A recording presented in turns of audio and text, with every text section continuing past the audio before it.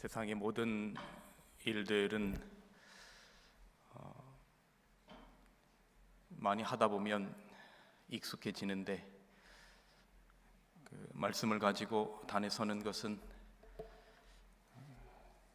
경력이 쌓여도 익숙해지는 느낌이 없습니다. 매번 설 때마다 긴장되고 또 매번 설 때마다 두려운 마음을 가지고 단 위에 섭니다. 특별히 올 2023년을 시작하면서 세 번째 되는 안식일인데 첫 주는 우리 연합회장님께서 오셨고 지난주는 우리 사경의 강사님께서 말씀을 전하셨고 3주 만에 또 서다 보니까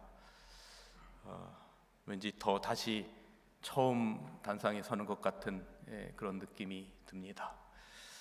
귀한 찬양을 인하여 감사드립니다. 그래도 구정이고 또 새해니까 또 새해 인사를 드리겠습니다. 여러분 새해 복 많이 받으십시오. 네. 올 한 해 더욱더 건강하시고 하나님의 축복과 은총이 가득한 여러분의 삶과 가정과 또 교회가 되시기를 진심으로 축원합니다.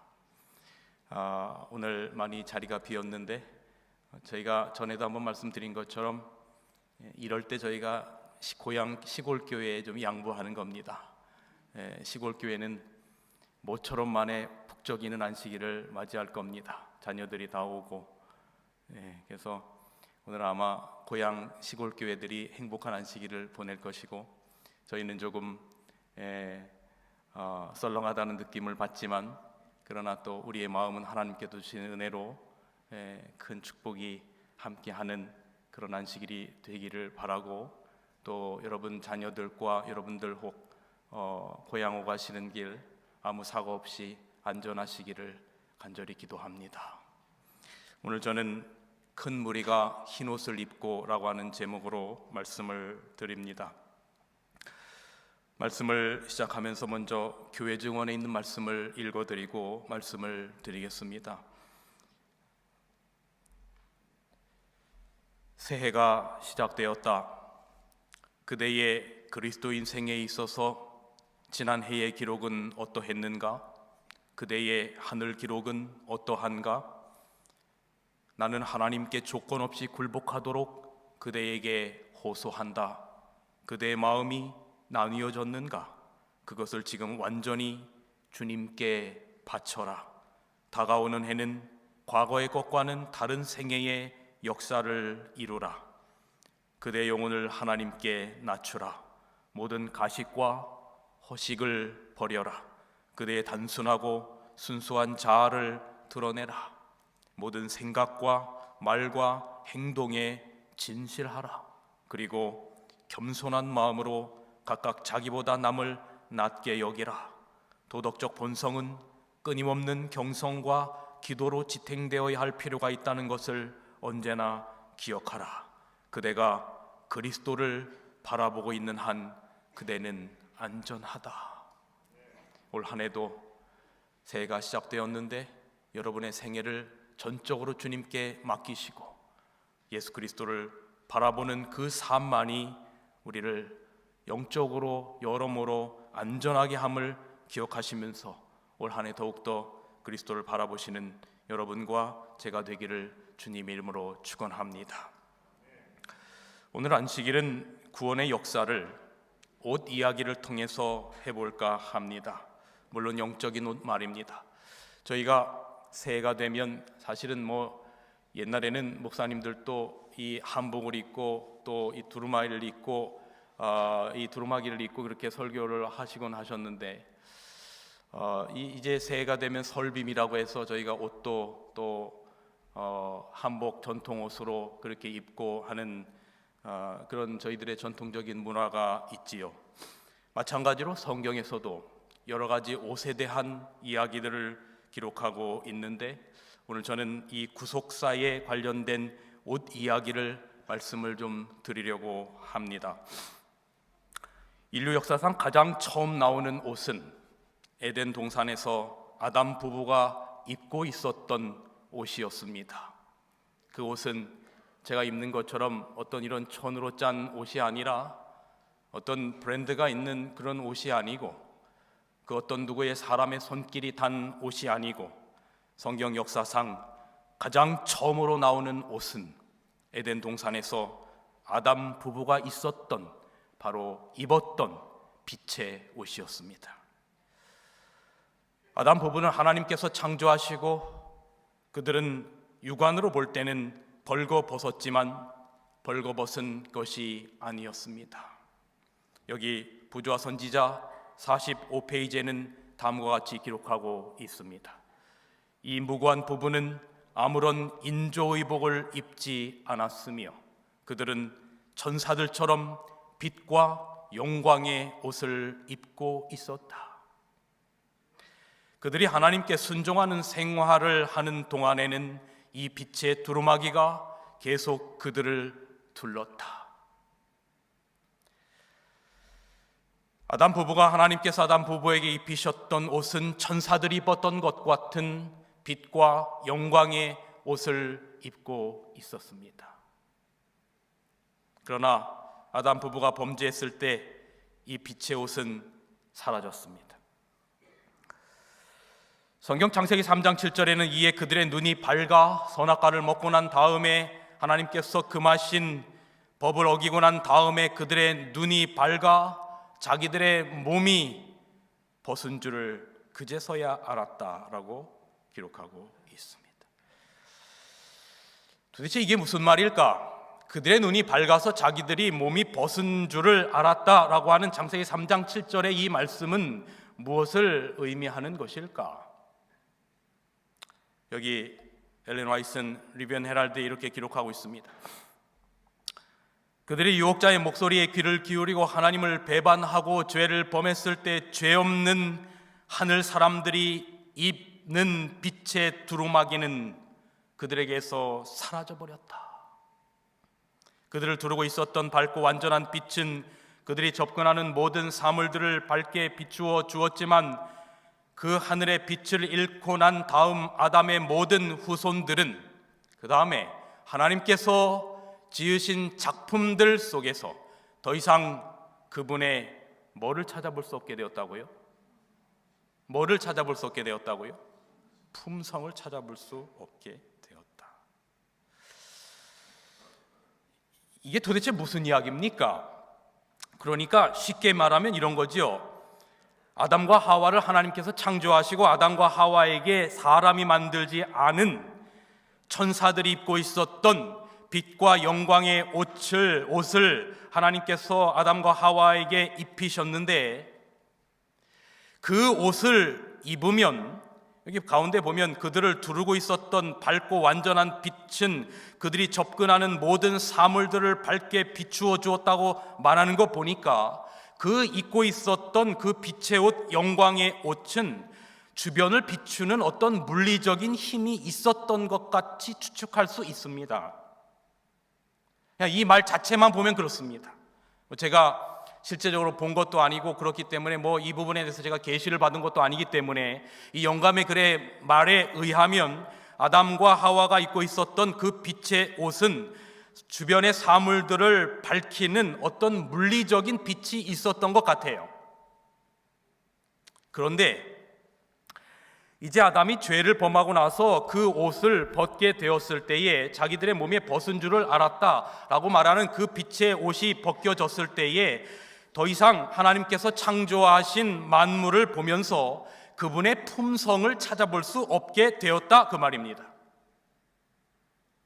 반대로 말하면 아담이 범죄를 하지 않았더라면, 그리고 그 빛의 옷을 계속 입고 있었더라면 하나님께서 지으신 작품들 속에서 그 작품들을 볼 때에 하나님의 품성을 느끼며 살아갈 수 있게 하셨다, 그 말입니다. 이 빛의 옷이 무엇일까? 자, 이제 성경에 등장하는 질문을, 빛의 옷이 무엇일까 하는 질문을 저희들의 머릿속에 남기고 성경에 등장하는 두 번째 옷을 보겠습니다. 아담 부부가 하나님이 먹지 말라고 한 선악과를 먹게 되었을 때 그 빛의 두루마기가 사라지자 그들의 눈이 밝아 자기들의 몸이 벗은 줄을 알고 무화과 나무 잎을 엮어서 치마를 만들었다, 그렇게 기록하고 있습니다. 근데 여러분, 빛의 옷이 사라지니까 눈이 밝아졌어요. 그러면 이 말은 눈이 1.0이었는데 1.5가 혹은 2.0 이렇게 되었다라고 하는 말은 아니겠지요. 왜냐하면 죄를 짓고 더 육안이 밝아질 리가 없기 때문에 그렇습니다. 그러니까 눈이 밝아 벌겋은 줄을 알았다라고 하는, 도대체 이 말이 무슨 말일까? 이 말이 무슨 말일까? 제가 한참을 생각을 해보았어요. 빛의 옷이 벗어지자, 죄가 그들의 빛의 옷을 벗겨버리자 그들의 눈이 밝아졌다, 이것이 우리의 육안이 밝아졌다라는 말이 아니라면 도대체 이 말이 어떤 말일까? 하나님께서 저희들에게 주신 영감의 글에는 저의 궁금증에 대한 답을 주지 않는 적이 거의 없었습니다. 이번에도 저는 그 답을 찾아냈습니다. 리비언 헤럴드에 이렇게 기록합니다. 아담과 하와는 둘 다 그 과일을 먹고 선악과를 먹고 하나님의 하나의 지식을 갖게 되었는데, 선악과를 먹고 하나의 지식을 갖게 되었는데, 이 지식은 그들이 하나님께 순종했더라면 결코 갖지 않았을 지식이었다. 그것은 하나님께 대한 불순종의 경험이요, 불충성의 경험, 곧 그들이 벌거벗었다는 지식이었다. 하나님께서 주신 겉옷, 곧 그들을 두르고 있었던 순결의 두루마기는 사라져 버렸다. 그러니까 선악과를 먹고 불순종으로 말미암아 빛의 옷이 사라졌어요. 그런데 선악과를 먹지 않으면 절대로 그들이 알지 않았을 지식을 알게 되었다라고 말하고 있습니다. 그것을 여기 리비언 헤럴드에는 두 가지로 이야기하고 있는데, 그 중에 하나는 뭐냐면 하나님에 대한 불순종의 경험을 갖게 된 겁니다. 그래서 하나님에 대한 불순종의 경험이 인류의 유전자 속에 박혀버린 겁니다. 아담의 범죄가 아니었더라면 불순종이라고 하는 것이 인간의 유전자 속에 갖추어지지 않았을 겁니다. 여러분, 저희들이 자식을 길러보면 이 불순종하는 것을 가르쳐주지 않아도 본능적으로 알아요. 우리가 압니다. 이 아주 작은 아이들의 어떤 그런 이 행동들을 보면 어떻게 그렇게 가르쳐주지 않은 그 이기심, 불순종, 이런 모든 것들도 자연스럽게 그것이 드러나는지를 압니다. 근데 여기 말하기를 뭐냐면 빛의 옷이 사라지고 그들이 하나의 지식을 갖게 되었는데, 그게 뭐냐면 불순종에 대한 경험이라는 겁니다. 그것이 인간의 유전자 속에 박혀버렸어요. 그 다음에 두 번째는 뭐냐면 빛의 옷이 사라져서 눈이 밝아지자 그들이 가졌던 두 번째는 뭐냐면 벗으면 부끄럽다는 지식입니다. 그래서 저는 여기 눈이 밝아라고 하는 말이 우리말에 눈이 뜨인다라고 하는 표현과 꽤 일맥상통한다는 생각이 들었어요. 여러분, 우리말에 눈이 뜨였다라고 하는 말은 저희가 어떨 때 사용하는 말입니까? 자다가 눈이 뜨였다, 이런 어떤 문자적인 말 말고 눈이 뜨였다라고 하는 말은 뭘 잘 모르다가 알게 되었다. 뭐 유레카를 외치게 되었을 때 알게 되었다. 야, 내가 그걸 몰랐는데 이제 알게 되었어. 한 목사님에게 최근에 저희가 이제 이 설교를 준비하고 뭐 파워포인트를 이렇게 만들다 보면, 예를 들어서 이 앞에 사진 하나를 뭐 어디서 이렇게 캡처를 해 왔는데 이게 뭔가 잘 맞지 않아요. 이게 사실 이 파워포인트는 제가 볼 때 우리 대한민국에서 제일 잘 만드시는 분이 우리 이경호 목사님이셔요. 얼마나 잘 만드시는지 뭐 흉내를 내보려고 해도 낼 수 없을 만큼 잘 만드시는데, 이런 사진들을 이렇게 저 배경화면 말고 이렇게 사진만을 딱 뗄 수 없을까, 그런 생각을 항상 하고 있었는데, 근데 최근에 제가 가지고 있는 그 핸드폰에 그런 기능이 있다라고 하는 걸 엊그제야 비로소 알았어요. 어떤 후배 목사님이 사진을 이렇게 있으면 그 사진에 사람을 꾹 누르자 사람만 쫙 빠져나옵니다. 그래서 그것을 복사해서 여기다 갖다 붙이면 그렇게 할 수 있어요. 근데 제 건 안 돼서 보니까 제가 최근에 핸드폰을 업데이트를 하지 않아가지고 안 돼요. 업데이트하면 그게 되는 거예요. 그래서 이제 한번 저도 해보려고 하는데 뭐 이럴 때 뭐냐면 야, 눈이 뜨였다 이겁니다. 몰랐는데 알았다 이겁니다. 눈이 뜨였다라고 하는 말이 그런 때 쓰는 거예요. 그런데 여기 보니까 눈이 밝았는데 여기 영감의 글에 기록된 게 뭐냐면 순종했더라면 결코 알지 않았을 지식에 대한 밝음입니다. 그게 뭐냐면 그들이 벗었다는 것을 알게 한 지식입니다.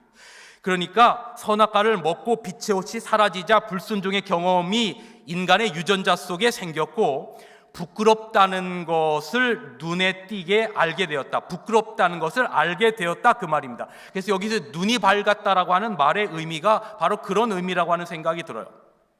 부끄러운 걸 안 겁니다. 근데 여러분, 선악과를 먹고 부끄러운 것을 알았다고 했는데 이게 사실은 제가 딱히 잘 이해가 되지 않았어요. 왜냐하면 우리가 무엇을 안다라고 할 때 무엇을 안다는 것은 교육에 의해서 알게 되거든요. 한번 생각해 보세요. 어린아이들은 자기가 벗은 것을 처음에는 부끄럽다고 생각지 않아요. 그래서 그냥 남자아이들이 엄마 따라서 여탕에도 가고 여자아이들이 아빠 따라서 남탕에도 가죠. 요즘은 뭐 그런 일이 거의 전무한데 아마 여기 계신 우리 어르신들도 저 어렸을 적만 해도 어렸을 때 저희 엄마를 따라서 여탕에 갔던 기억이 있어요. 뭐 아주 어렸을 때겠죠. 근데 그때가 제가 몇 살인지 정확하게 기억이 나지 않는데 그 여탕에 갔다가 동네 여자아이를 거기서 만났어요. 제가 그때 이건 진짜 부끄러운 것이라고 하는 걸 알았어요. 그러면서 이게 점점점 이게 조금씩 크다 보니까 어른들이 말해요. 이게 좀 큰 아이들이 뭐 남자아이들이 여탕에 가고 여자아이들이 남탕에 가면 아이고 창피 그렇게 말합니다. 그래서 이렇게 벗고 다니고 이러면 어릴 적에는 그냥 놔뒀다가 점점 커도 그러면 야, 이거 정말 창피한 거다. 아이고 창피 해야 이제 이 아이들이 이걸 교육을 받는 겁니다. 이렇게 다니면 창피한 거구나라고 하는 걸 아는 거예요. 그런데 만약에 그게 교육이 되지 않으면 그것이 창피한 거라고 하는 것도 조차 모르고 살아갑니다. 그래서 지금도 저런 아마존이나 이런 소수 민족들의 부족들을 가서 보면 남자들도 다 벗고 뭐 이 참 단상에서 표현하기 좀 그렇지만 뭐 어떤 뭐라고 표현해야 될까요? 어떤 부분만을 이렇게 뭐 가리고 이렇게 살죠. 근데 그렇게 하는 이유가 뭐냐면 이렇게 하는 것이 창피한 거라고 하는 문화적인 교육이 없기 때문에 그런 겁니다. 그러니까 무엇을 안다라고 하는 것은 교육에 의하여 이루어지는 거예요. 그런데 아담과 하와는 사실 벗은 것이 창피한 것이라고 하는 것을 하나님께서 교육시키지 않았거든요. 그러면 어떻게 부끄러운 것을 알게 되었을까? 선악과를 먹은 불순종, 즉 죄 자체가 자기의 벌거벗은 것을 알게 했고, 이걸 엘렌 화이트는 선악과를 먹지 않으면 알지 않았을 지식이라고 했던 겁니다. 벌거벗은 채로 하나님과 천사들 앞에서 설 수 없어서 그것이 부끄럽다라고 하는 것을 알게 되어서 이제는 그 부끄러움을 가리기 위하여 자기 스스로의 힘으로 무화과나무 잎을 짜서 빛의 옷을 대신하려고 했다는 겁니다. 그런데 여기 성경에 보니까 어떤 번역에 보니까 무화과나무 잎을 엮고 치마를 만들었다고 했는데 어떤 번역을 보니까 앞치마를 만들었다고 그렇게 말하고 있어요. 근데 생각해 보세요. 앞치마로 수치를 다 가릴 수가 없어요. 여러분, 이것을 성경에는 뭐라고 말했냐면 이사야 59장 2절에 오직 너희 죄악이 너희와 너희 하나님 사이를 내었다라고 말하고 있어요. 하나님이 입히신 옷 말고 인간의 노력으로 짠 모든 옷은 하나님의 성품을 제대로 볼 수 없게 만드는 겁니다. 하나님과의 관계를 멀어지게 만드는 겁니다. 하나님과 우리 사이의 간극을 점점점 멀어지게 만드는 것입니다. 하나님의 성품을 바라볼 수 없도록 만드는 것입니다. 그래서 하나님을 제대로 알지 못하게 했어요. 여기 다시 한번 이 말씀을 읽어드립니다. 이제 그들을 두르고 있었던 밝고 완전한 빛은 그들이 접근하는 모든 사물들을 밝게 비추어 주었지만 그 하늘의 빛을 잃고 난 다음 아담의 모든 후손들은 하나님께서 지으신 작품들 속에서 더 이상 그분의 품성을 찾아볼 수 없게 되었다. 그런데 여러분, 여기 참 신비한 말씀이 있어요. 이렇게 기록합니다. 그 무화과 나무 잎들은, 다시 말하면 아담이 자기의 벌거벗은 것을 가리기 위하여 만들어 입었던 그 무화과 나무 잎들은 불순종을 가리우기 위하여 상투적으로 늘어놓은 뭐를 표상한다? 이론들을 표상한다. 불순종을 가리기 위하여 상투적으로 늘어놓은 이론들을 표상한다라고 말합니다. 그러니까 무화과 잎이 표상적으로 인간이 만든 모든, 우리가 하나님으로부터 우리 사이를 멀도록 만드는 그러한 이론과 사상이 무화과 나무 잎이라고 말하는 겁니다. 이 사상이 하나님의 성품을 찾아볼 수 없게 만든 검은 무지의 두루마기라고 말하는 것입니다. 이사야 59장 6절로 7절에는 이렇게 기록하고 있습니다. 그 짠 것으로는 옷을 이룰 수 없을 것이요. 여기 짠 것이라고 하는 건 사람이 짠 것으로는 옷을 이룰 수 없을 것이요, 그 행위로는 자기를 가리울 수 없을 것이며, 그 행위는 죄악의 행위라. 그 손에는 강포한 행습이 있으며 그 발은 행악하기에 빠르고 무죄한 피를 흘리기에 신속하여 그 사상은 죄악의 사상이라 그랬어요. 정리해 봅시다. 선악과를 먹기 전에 아담과 하와가 빛의 옷을 입고 있었지요. 그리고 그 빛의 옷을 입고 있는 동안에는 하나님께서 지으신 만물을 보면서 하나님과의 관계를 통하여 하나님의 성품을 깨닫고 살았어요. 작은 꽃 하나를 보더라도 하나님께서 창조하신 이 꽃을 통해서 하나님의 사랑의 성품을 느끼며 행복하며 살았던 것입니다. 그런데 선악과를 먹고 하나님과의 관계가 깨지자 빛의 옷이 사라졌고 불순종의 경험이 인간의 유전자에 박혀버렸고, 그리고 선악과를 먹지 않았다면 알 수 없는 하나의 지식을 갖게 되었는데, 그것이 바로 자신이 벗어서 부끄러워졌다라고 하는 창피함을 알게 되었다, 그 말입니다. 그리고 하나님이 그들에게 있어서 두려운 존재가 되어버렸어요. 그러니까 자기의 벌거벗고 있는 모습 그대로 하나님 앞에 나타날 수가 없는 겁니다. 그래서 무화과 옷을 스스로의 힘으로 만들어 입었습니다. 그런데 그 무화과 옷을 입는 이것이 하나님의 성품을 가리우는 이론들, 죄악의 사상을 표상한다, 그 말입니다. 인류 역사상 등장하는, 성경에 등장하는 이 무화과 옷, 인간이 입고 있는 하나님과의 불순종에 대한 모든 것들을 변명하기 위하여 입고 있는 이 무화과 옷을 표상하는 인위적인 이론들, 죄악의 사상들은 인류 역사상 정말로 넘쳐났습니다. 인류의 죄악의 역사 가운데 인류의 부끄러움을 보게 하는 이 무화과 옷을 상징하는 수많은 하나님께 불순종하는 인본주의적인 시도들을 우리는 잠시 살펴보면, 가장 처음으로 있는 무화과 옷은 바로 가인과 아벨의 제사 속에서 하나님의 뜻이 아니라 자신의 뜻대로 드린 가인의 제사였고, 그 후에는 하나님이 예비하신 노아 방주에 들어가지 않게 하는 모든 이론들, 즉 지금까지 비라고 하는 것을 한 번도 본 적이 없다, 비가 어디 있느냐, 비라고 하는 것이 어디 내린 적이 있느냐라고 방주에 들어가지 말도록 했던, 그 시대에 편만했던 모든 그 이론들은 인류가 입은 무화과 잎 치마였던 것입니다.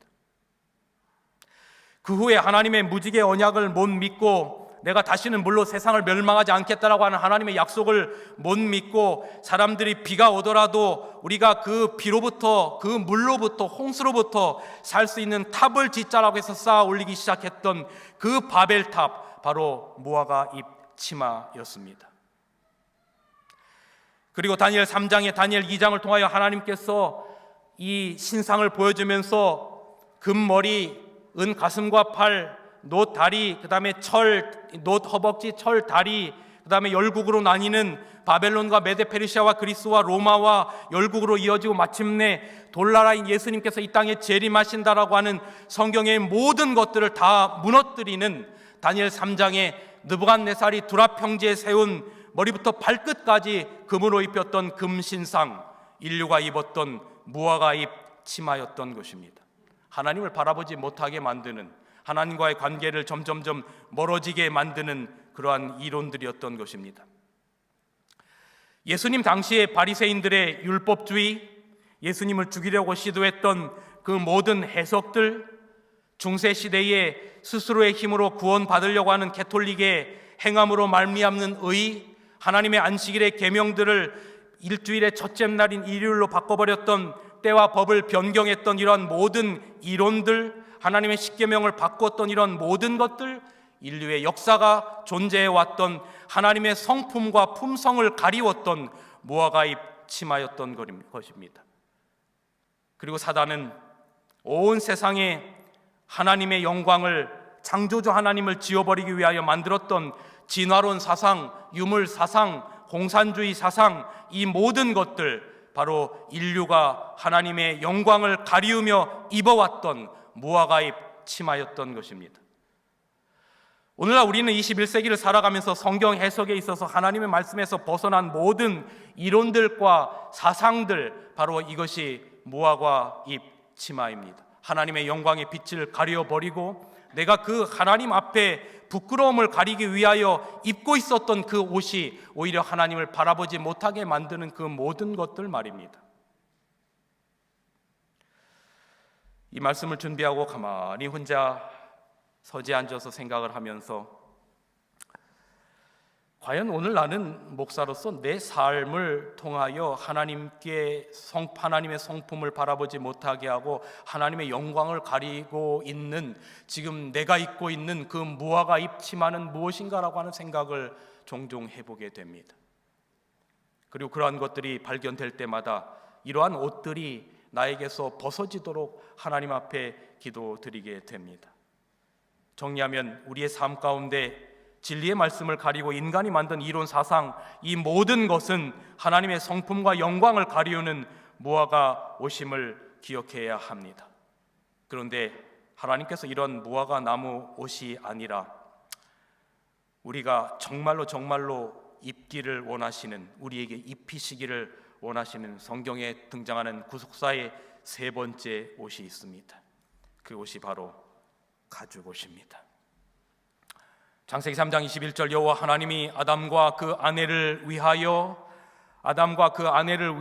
이때 아담과 아내는 무슨 옷을 입고 있었습니까? 무화과 옷을 입고 있었습니다. 그 무화과 나무 옷을 입고 있는, 잎옷을 입고 있는 아담과 그 아내를 위하여 가죽옷을 지어 입히셨다. 성경에 등장하는 세 번째 옷이 가죽옷입니다. 그런데 그 가죽옷은 양의 생명의 대가입니다. 아담과 하와에게 가죽옷을 입히기 위하여 양의 가죽이 벗겨져야만 했던 것입니다. 양의 가죽은 바로 양의 옷입니다. 양으로 하여금 추위로부터 보호해주는 옷이 양의 가죽이에요. 사람으로 말하면 피부입니다. 그런데 가죽옷을 아담에게 입히려면 양은 자기의 옷이, 자기의 피부가 벗겨져야만이, 자기의 피부가 벗겨지는 고통을 감내해야만이 사람에게, 아담에게 그 옷이 입혀질 수 있는 것입니다. 양이 입었던 자기 옷이 사라진 겁니다. 근데 그 가죽옷을 하나님이 아담에게 주시고 네가 입어라 한 게 아니라 성경에는 가죽옷을 지어 입히셨다라고 말하고 있습니다. 하나님께서 지셔서 하나님께서 입히신 것입니다. 하나님께서 양의 피부를, 양의 가죽을 직접 벗기셔서 그 양의 죽음을 목도하시고 양의 피를 목도하시고 그리고 그것으로 옷을 만들어서 아담에게 입히신 것입니다.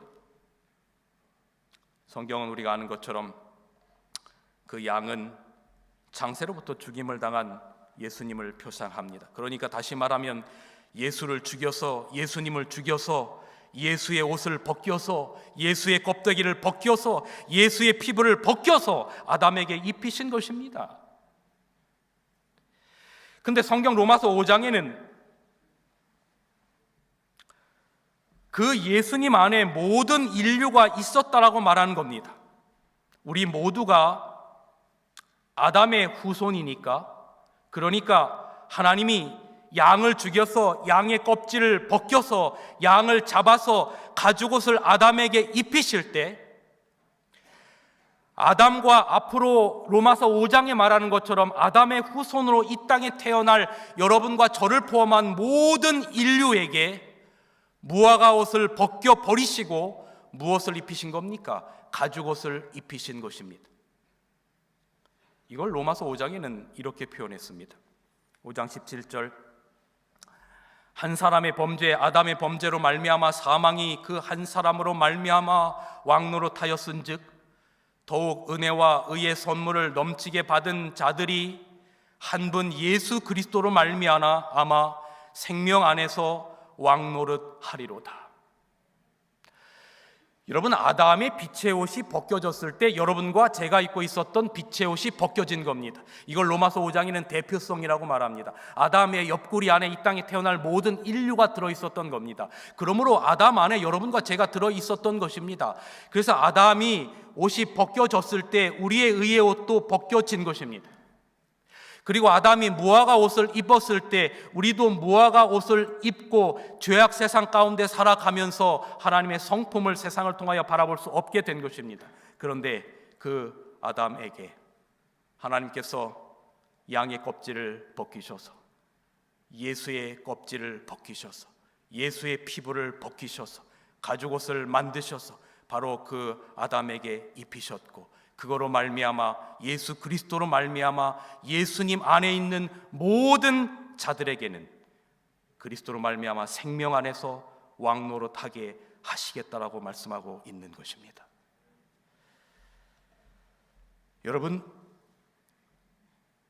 여러분과 저의 죄, 아담의 죄를 덮으시기 위해서 창세기 3장 21절에 죽어야 했던 그 양, 원형이신 예수님께서 이 땅에 오셔서 정말로 옷이 벗겨지셨습니다. 이에 총독의 군병들이 예수를 데리고 관정 안으로 들어가서 온 군대를 그에게 모으고 그의 옷을 벗기고 홍포를 입히며 가시관을 엮어 그 머리에 씌우고 갈대를 그 오른손에 들리고 그 앞에서 무릎을 꿇고 희롱하여 이르되 유대인의 왕이여 평안할지어다 하며 그에게 침뱉고 갈대를 빼앗아 그의 머리를 치더라. AD 31년 1월 14일 유월절 양으로 예수님께서 갈보리 언덕에서 돌아가실 때에 그분이 천으로 짠 옷이 벗겨졌어요. 여기에는 그의 옷이 천으로 짠 옷이 벗겨졌지만 이것의 실제 의미는 우리의 죄를 그분이 대신 짊어지심으로 죄인이 되셔서 하나님의 옷, 창조주의 옷, 의의 옷이 벗겨진 것입니다. 태초에 죽은 그 양은, 가죽이 벗겨진 그 양은, 아담에게 입혀지기 위하여 죽은 그 양은, 아담의 죄를 덮었던 그 양은 바로 예수님이셨고 예수님의 옷이 그렇게 벗겨졌던 겁니다. 그 옷이 벗겨져서 누구에게 입혀진 것인고 하면 바로 예수 그리스도를 개인의 구주로 영접한 여러분과 저에게 입혀진 것입니다. 다른 누군가에게 입혀진 것이 아니라 그 옷이 여러분에게 입혀진 것입니다. 나에게 입혀진 것입니다. 우리가 예수 그리스도의 속죄의 은혜가 우리의 가슴을 뜨겁게 적시지 못하는 이유는 그분이 벗겨지셔서, 그 껍질이 벗겨지셔서, 창조주의 옷이 벗겨지셔서, 의의 옷이 벗겨지셔서 입히셨던 그 대상자가 내가 아니라고 생각하기 때문에 그렇습니다. 그 벗겨져서 입혀졌던 그 옷은 죄악으로 말미암아 죄악의 추위에 벌벌 떨고 있었던 여러분과 저에게 입혀졌던 옷입니다. 하나님께서 잡으셨던 그 옷은, 하나님께서 죽이셔야만 했던 그 옷은, 아버지께서 아들을 직접 죽음 가운데 내모셔야만 했던 그 옷은, 그래서 우리들에게 입히셨던 그 옷은 이 세상 그 어떤 누군가가 아니라 오늘 이 자리에 앉아 계시는 여러분 한 분 한 분들을 위하여 입히셨던 옷이었던 것입니다. 1951년 1월 4일 1.4.5 때 추운 겨울 북에서 피난 내려오던 가족이 다 죽고 엄마와 어린 아들만이 남았는데 너무 추워서 얼어 죽게 되자 엄마가 자기의 옷을 벗어 아들에게 입히고 그 아들을 꼭 끌어안은 채 다리 아래서 얼어 죽습니다. 그곳을 지나가던 미군이 아이의 울음소리를 듣고 다리 밑으로 내려가 보니 엄마가 아들에게 자신의 옷을 입히고 엄마는 벌거벗겨진 상태로 아들을 끌어안은 채 얼어서 동사에 있는 모습을 본 겁니다. 그 고귀한 모습을 본 미군이 그 엄마의 시신을 데려다 양지 바른 곳에 잘 묻어주고 그 아이를 미국으로 데려갑니다. 그리고 그 후에 그 엄마의 묘를 어느 곳에 잘 정돈합니다.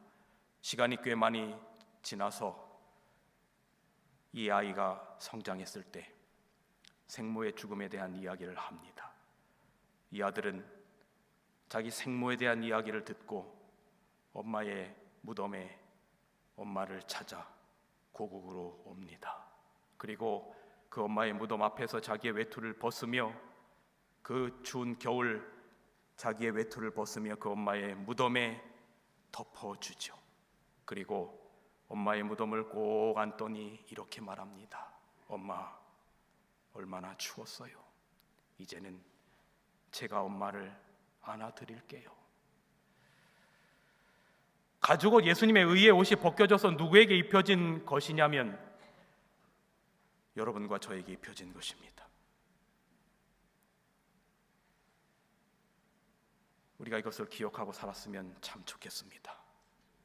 그 가죽옷을 입으려면, 그런데 여러분 무슨 옷을 벗어야 하냐면 우리가 입고 있었던 무화과 옷, 이거 벗어져야 합니다.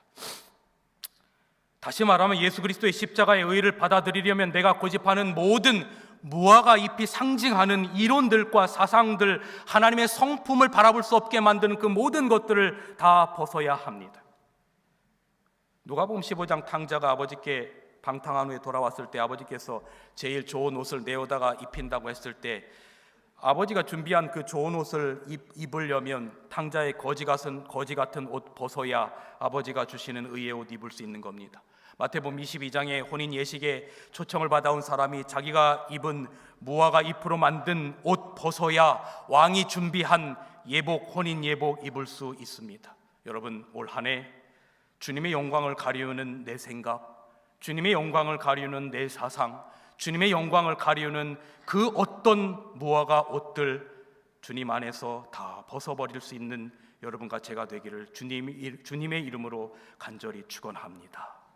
전적으로 주님께서 주시는 예수의 보혈의 피의 옷, 생명의 의의 옷 입을 수 있는 여러분과 제가 되시기를 간절히 바랍니다. 이것이 바로 그리스도인들이 입을 거룩한 옷입니다.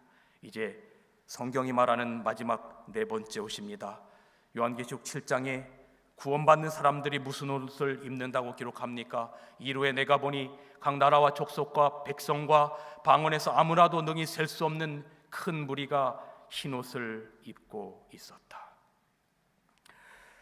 그런데 24장로 중에 하나가 물어요. 도대체 이 사람들이 누구냐? 그럴 때 이런 말을 합니다. 14절에 보면 이는 큰 환난에서 나오는 자들인데 어린 양의 피에 그 옷을 씻어 희게 하였느니라. 전에도 한번 말씀드린 것 같은데 저는 이 표현이 좀 이상했어요.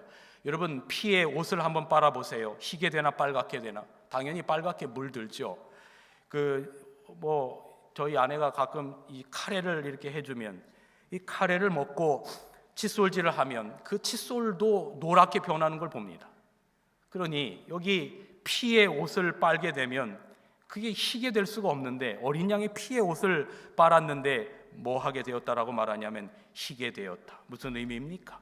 여기 이사야 1장 18절 여호와께서 말씀하시되 오라 우리가 서로 변론하자. 너희 죄가 주홍 같을지라도, 그죠? 피 같은 색깔 아닙니까? 눈과 같이 희어질 것이요 진홍같이 붉을지라도 뭐처럼 되리라? 양털같이 되리라. 오래전에 어떤 분이 저에게 카톡을 보내왔어요. 목사님, 하늘에 가면 진짜 흰색 옷만 입습니까? 다른 색깔 옷은 안 입습니까? 여기서 말하는 흰 옷은 옷 색깔이 희다는 뜻이 아니라 예수 그리스도의 십자가의 피가 우리를 깨끗하게 해서 우리를 정결케 함을 의미하는 겁니다. 그러니까 하늘에 가면 아담과 하와가 잃어버렸던 빛의 옷, 의의 옷을 우리가 다시 입을 건데, 이 흰 옷이 뭐냐면 바로 예수님의 성품의 옷입니다. 이 옷을 입으면 다시금 모든 만물들 속에서 그분의 품성을 찾아볼 수 있게 되는 겁니다. 그러니까 서두에 아담과 하와가 입고 있었던 빛의 옷은 바로 창조주의 성품의 옷이었던 겁니다. 우리가 하늘에 가면 이걸 다시 입을 겁니다. 이건 물리적인 천으로 짠 옷이 아닙니다. 창조주의 영광의 옷, 창조주의 성품의 옷이 될 것입니다. 서두에 읽어드렸던 것처럼 아담과 하와가 빛의 옷을 잃고 난 다음에 더 이상 그분의 품성을 찾아볼 수 없다고 했는데, 대쟁투의 마지막에는 이렇게 기록하고 있습니다. 이 놀라운 장엄한 선포를 들어보십시오. 대쟁투는 끝났다. 죄와 죄인들은 없어졌다. 온 우주는 깨끗해졌다. 오직 조화와 기쁨과 기쁨의 맥박만이 온 우주의 만물을 통하여 고동한다.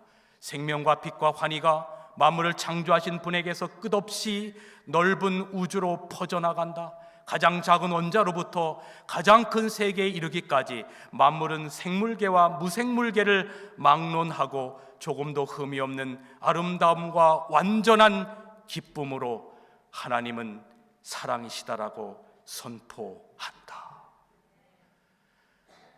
아담과 하와가 빛의 옷을 입고 있었을 때 모든 하나님께서 창조하신 만물을 통하여 하나님의 성품을, 하나님은 사랑이라고 하는 것을 보았는데, 죄로 말미암아 그 빛의 옷이 사라지자 우리는 하나님의 성품을 볼 수가 없게 되었어요. 그런데 우리가 예수 그리스도의 속죄의 빛의 옷을 다시 입게 되었을 때 우리는 영원 무궁토록 온 우주의 하나님의 창조의 걸작들을 바라보면서 하나님은 사랑이시다라고 선포한다. 제가 어릴 적에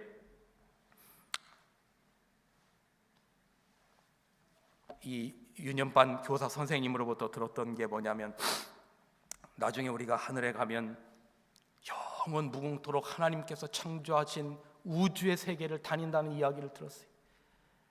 근데 우주의 세계를 다녀서 뭐하나, 내가 가만히 생각을 해봤는데 그게 뭐하나, 그게 아니라 어디를 가도 우리의 입이 다물어지지 않을 것 같아요. 그리고 하는 말이 뭐냐면 더 이상 어떤 말을 할 수가 없어요. 하나님은 사랑이시다. 하나님은 사랑이시다. 이 보세요.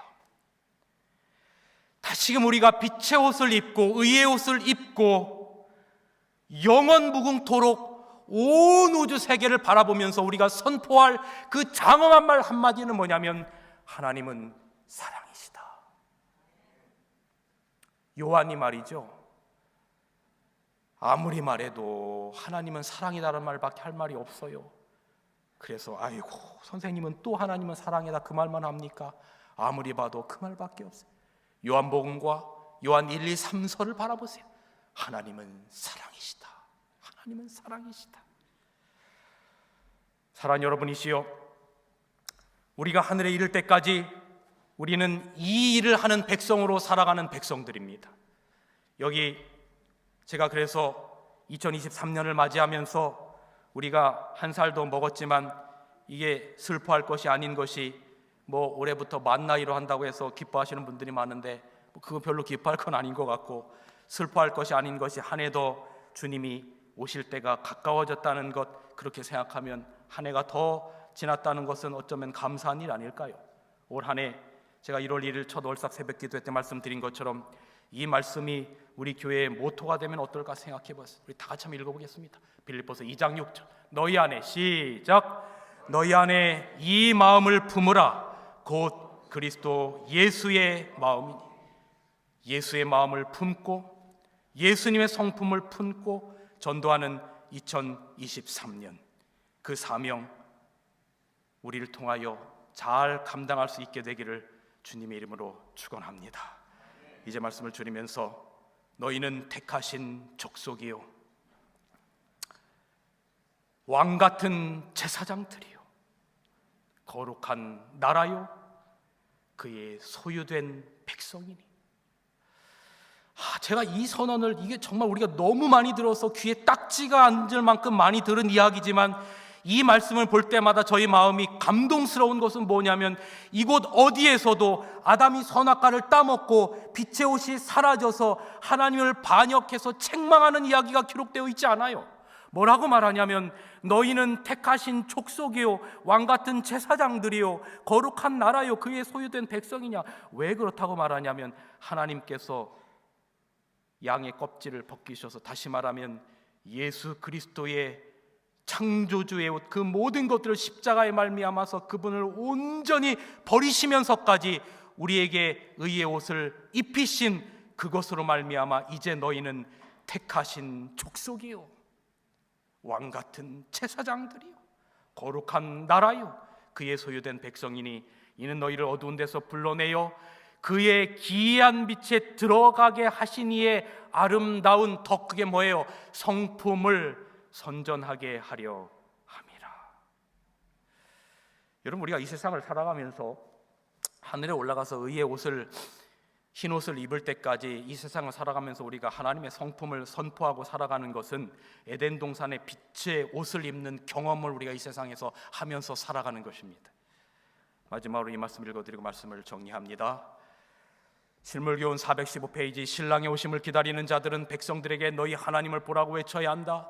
세상에 비칠 마지막 자비의 빛, 곧 세상에 전파되어야 할 마지막 긍휼의 기별은 하나님의 사랑의 품성에 대한 계시다. 하나님의 자녀들은 하나님의 영광을 드러내야 한다. 그들은 저희의 생애와 품성을 통하여, 보세요, 우리의 생애와 품성을 통하여, 아까 그 빛의 옷을 입고 있었을 때 하나님의 품성을 보았다고 했죠. 그러니까 우리의 삶을 통하여, 생애와 품성을 통하여 저희를 위하여 행하신 하나님의 은혜를 나타내야 한다. 이것이 바로 의의 옷을 입는 경험입니다. 의의 태양 광선이 선행 곧 진실한 말과 거룩한 행실을 통하여 비춰지도록 되어 있다.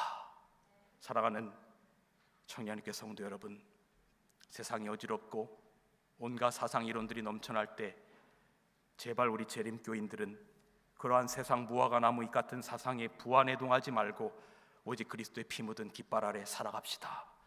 그리스도의 아름다운 성품의 옷을 입고 우리가 갈 길 오직 한 길, 바로 주님께서 예비하신 십자가의 피의 공로를 굳게 붙잡고 좌로나 우로나 흔들리지 말고, 때로는 흔들려도 있는 모습 그대로 나아가, 아버지, 연약하고 부족한 제가 주 앞에 나왔습니다. 상한 심령을 가지고 나왔습니다. 나를 받아주시고 주님의 보혈의 피로 씻어 주옵소서 기도하며 살아갑시다. 비록 오늘이라고 하는 현실이 힘들고 어려워도 십자가 붙들고 말씀 위에 굳건히 서서 낙심하지 말기 바랍니다. 우리 인생의 퍼즐 조각을 맞추고 계시는 주님이 우리의 중보자로 계십니다. 그분만 의지하고 용기를 가지고 앞으로 나아가는 우리 모든 성도들이시오, 마침내 의의 옷을 입고 영원 무궁토록 하나님은 사랑이시다라고 선포하시는 여러분과 제가 되기를 간절히 바라면서 오늘 말씀을 줄이겠습니다.